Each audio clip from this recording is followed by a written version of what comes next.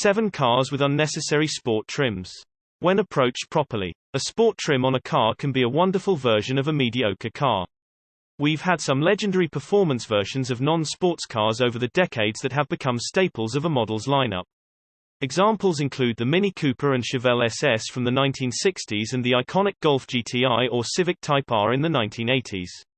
However, it has also become a marketing tool aimed at people that want to feel like they're not driving a boring car or people that care more that their vehicle looks sporty rather than having substantial added performance.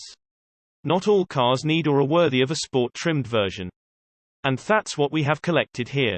Prius Plus Performance Package. In 2011, Toyota did something that brought tears of laughter to the world of performance driving enthusiasts. They set the TRD department loose on the Prius to create a sporty version of the car designed purely for getting the most out of a gallon of fuel. The upgrades were surprisingly comprehensive. Though, and as effective as they are pointless on a Prius. The $3.699 upgrade included a ground effects package. 5-spoke 17-inch forged aluminum wheels. TRD track-tuned springs. And an upgraded rear anti-roll bar. The suspension change lowered the Prius by 1.1 inches at the front and 1.3 inches at the back. According to Toyota, the Plus Performance Package DIDNT hurt the fuel economy as the ground effect package lowered the Prius coefficient of drag and the wheels were lighter. We're going to make your day by including a promotional video below for the Toyota Prius Plus Performance Package. We particularly appreciate the voiceover comments. This is where greener goes meaner. And hug the trees and the road. Dodge Grand Caravan RTO boy. According to reports at the time, Dodge's product planners were calling the RT version of the Dodge Grand Caravan the man van. Clearly, the 2011 Dodge Grand Caravan RT was designed to make men suffering from fragile masculinity feel more manly when driving the family hauler. As the 2011 Dodge Grand Caravan RT for road and track version was overwhelmingly cosmetic, with just a slight increase in spring rate to improve handling. In 2012, Dodge made a change to the front anti-roll bar and added auxiliary front springs.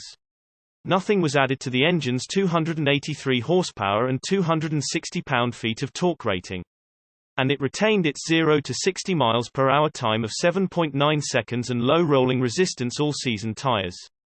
Saturn View Redline. Saturn was a GM brand designed to take on Japanese import cars. It was formed in 1985 but went defunct in 2010 after producing a short series of forgettable cars.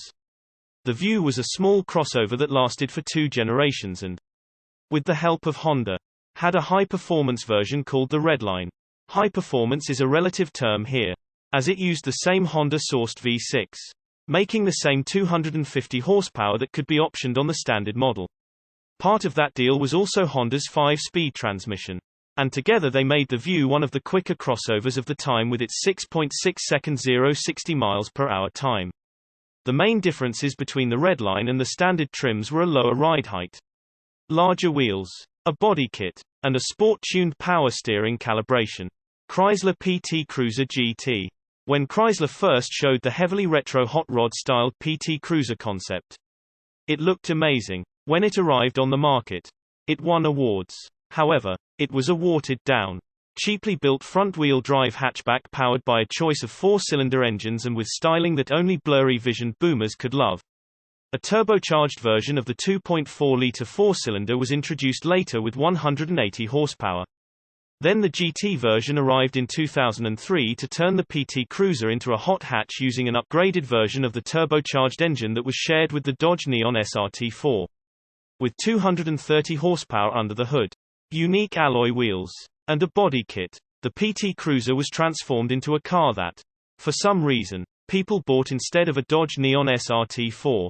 Except you couldn't option a Dodge Neon SRT4 as a convertible. Chevrolet Malibu Max Ss. Over the years, Chevrolet has gone through periods of watering down the SS Super Sport badge. And one of the worst uses was the Chevrolet Malibu Max Ss. The Malibu Max was the short-lived hatchback version of the Malibu and came about when GM was spraying and praying models out and onto the market in the early 2000s. It had a longer wheelbase than the Malibu, which was put to good use in the back of the Malibu Max cabin for passengers.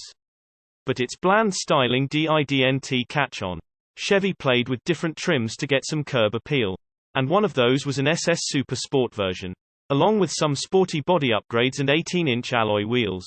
Chevy bored out the 3.5-litre V6 to 3.9 litres to make 240 horsepower and 240 pound-feet of torque. That was an upgrade of 39 horsepower and 19 pound-feet in a car that had no real use for it. It still had a 4-speed automatic controlling the power. The transmission did have a function to change gears manually, but it was an awkward up and down button on the shifter. Mercury Topaz Xr5 Rn, the Ford Tempo and its slightly upmarket kin. The Mercury Topaz were economical and affordable small cars in the 1980s. Neither deserved a sport-infused version, but Ford saw fit to create the Ford Tempo GLS and this Mercury Topaz Xr5.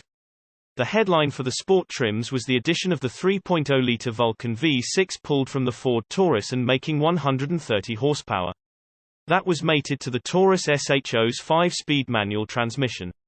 Other upgrades included a stiffer suspension, a thicker front anti-roll bar, the addition of a rear anti-roll bar, and 15-inch aluminum wheels from the Escort GT and GXP. The XR5 added some body cladding and two-tone paint, a leather-wrapped steering, bucket seats, and a sportier gauge cluster. Both trims only lasted a year, and the 7.8-second 0 to 60 miles per hour time likely didn't help. Toyota Celica TRD Action Package. We're going to buck the trend here and end the list with a pointless sports trim on a car that deserved better. It was. Essentially, the TRD Action Package of the Toyota Celica is just a 5-piece body kit for the GT and GTS models. Toyota released it in 2000 and pretty much just advertised it is looking fast. As you can see from the TV advert below, it was cynical, but for some reason the action package is still sought after today by nostalgic Celica enthusiasts. Reposted from source carbuzz.com.